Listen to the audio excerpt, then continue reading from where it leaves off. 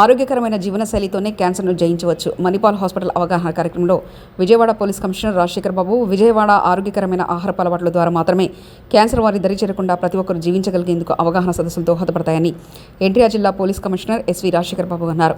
ప్రపంచ క్యాన్సర్ దినోత్సవ సందర్భంగా మంగళవారం ఉదయం తాడేపల్లిలోని మణిపాల్ హాస్పిటల్ ప్రాంగణంలో యునైటెడ్ బై యూనిక్ అనే థీమ్తో నిర్వహించిన అవగాహన కార్యక్రమంలో సిపి రాజశేఖర్ బాబు ముఖ్య అతిథిగా హాజరయ్యారు. కార్యక్రమంలో భాగంగా మణిపాల్ హాస్పిటల్లో వైద్యం చేయించుకుని క్యాన్సర్ నుంచి కోలుకున్న పలువురు రోగులు తమ అనుభవాలను వ్యక్తపరిచారు. కార్యక్రమంలో ప్రముఖ అంకాలజీ నిపుణులు, ఆసుపత్రి సిబ్బంది పాల్గొన్నారు. క్యాన్సర్ను జయిద్దాం అనే నినాదాలతో అతిథులు, ఆసుపత్రి వైద్యులు ఆకాశంలోని గులాబీ రంగు బెండ్లను ఎగురవేశారు. ఇప్పుడు మనకి హ్యూమన్ ప్యాపిల్లోమా వైరస్ కి మ్యారేజ్ ముందు వరకు వేయించుకోవచ్చు సార్. మ్యారేజ్ అయిన తర్వాత ఏంటంటే వ్యాక్సిన్ ఈ ఇన్ఫెక్షన్ బారిన పడే అవకాశం ఉంటుంది హ్యూమన్ ప్యాపిల్లోమా వైరస్ వల్ల. పాశ్చాత్య దేశాల్లో ఏంటంటే 9 నుంచి 14 సంవత్సరాలు అని ఎందుకంటారంటే 14 తర్వాత వాళ్ళు టీనేజ్లోకి వచ్చిన తర్వాత వాళ్ళకి స్నేహాలు, తర్వాత వాళ్ళకి ప్రీమ్యారిటల్ సెక్స్ ఇవన్నీ వాళ్ళ సొసైటీలో అలా దానికి అనుగుణంగా ఉంటుంది కాబట్టి వాళ్ళు ఆ యాక్టివిటీస్ మొదలవక ముందే వాళ్ళు 9 నుంచి 14 సంవత్సరాల వయసు అని చెప్పడం జరిగింది. మన భారతదేశం ఇంకా మనం అంత దూరం వెళ్ళలేదు కాబట్టి మ్యారేజ్ వయసు వచ్చే వరకు, మ్యారేజ్ వరకు ఈ వ్యాక్సిన్ చేయించుకోవచ్చు. రకరకాలు ఉంటాయి. ఒకటి 4 స్ట్రైన్స్ ఉండేవి, 9 స్ట్రైన్స్ ఉండేవి, అలా ఉంటాయి. 2 కానీ 3 డోసులు కానీ డిపెండింగ్ ఆన్ ద వ్యాక్సిన్ మనం ఏది తీసుకునే దాన్ని బట్టి చేసుకోవాలి. కానీ కాదు, చాలా భయాలు ఉన్నాయి. ఇప్పటికీ లేనిది ఏమిటంటే ఎవరు మనకి ఏం భయపడుకొని చెప్పేవాళ్ళు లేరు. ప్రాబ్లం వచ్చిన వాళ్ళకి మరి ఇప్పుడు పేషెంట్ అంటున్నారు, క్యాన్సర్ పేషెంట్ అంటున్నారు. కాదు, వీఆర్ సర్వైవర్స్. క్యాన్సర్ని ట్రీట్మెంట్ అయిపోయిన తర్వాత ఇంకా పేషెంట్లు ఏంటి? మనం జలుబు పేషెంట్లు అంటున్నామా? జలుబు తగ్గిపోయిన తర్వాత తలనొప్పి పేషెంట్లు అంటున్నామా? క్యాన్సర్ పేషెంట్ అని ఎందుకు అంటున్నాం? ఇంకా మారాలి. జబర్దస్తుల్లోనూ సినిమాల్లోనూ ఈ మహమ్మారి, లేకపోతే క్యాన్సర్ వల్ల మా అమ్మ చనిపోయింది, ఏ సినిమాలో అన్నా అమ్మ చనిపోవాలంటే క్యాన్సరే దిక్కు. కాబట్టి అది ఏ రోజుల్లో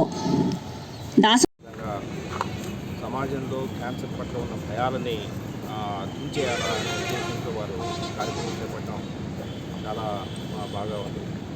ఈరోజు కొందరు సర్వైవర్స్ బ్రాండ్ అంబాసిడర్స్గా కొంత ఈరోజు వారు తమ స్పీచ్ ఇవ్వడం జరిగింది.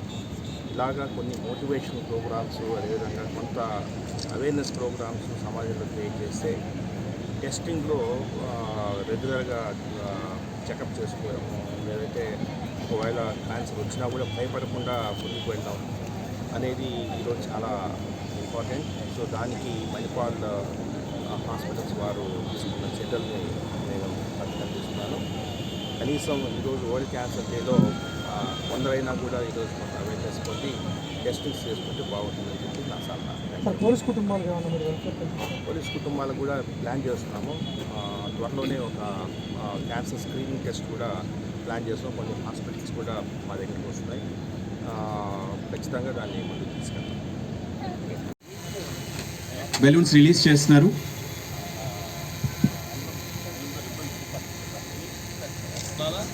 ఎస్ సార్, ప్లీజ్ గట్టిగా అందరూ చప్పట్లు కొట్టాల్సిందిగా రిక్వెస్ట్ చేస్తున్నాం.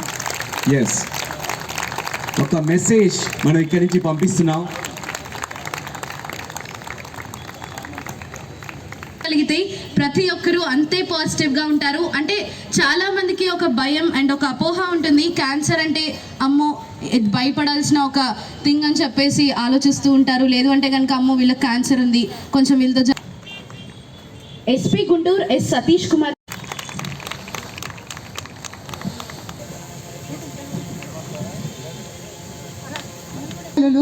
పిల్లలకు శుభాశీస్సులు.